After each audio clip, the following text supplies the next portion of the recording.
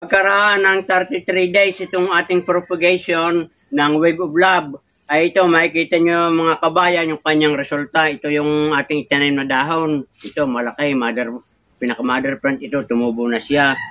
At ito naman yung isa pa, natuyo na yung kanyang dahon pero may tumubo naman. At ito naman pangalawa nating propagation ay ito mga kabayan sa tubig.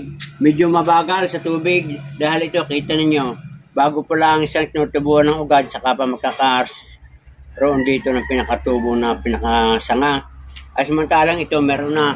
At ngayon para makita natin kung talagang ito ay tinubuan na ng ugat ay ating titingnan. Ating kukuhanin yung lupa. Ito titingnan natin mga kabayan.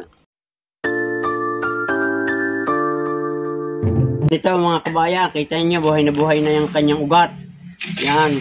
Ito ang kagandahan kapag diretso na sa lupa na ating gagamitin ng mga buhaghag na lupa, yung mga lungsol. Yan. Kita niyo mga kabayan. Ito yung ating itananim, itong dahon na ito.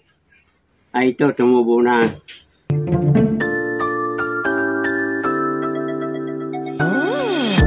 Ito mga kabayan, pagkaraan ng 33 days, ito na resulta ng ating Wave of Love.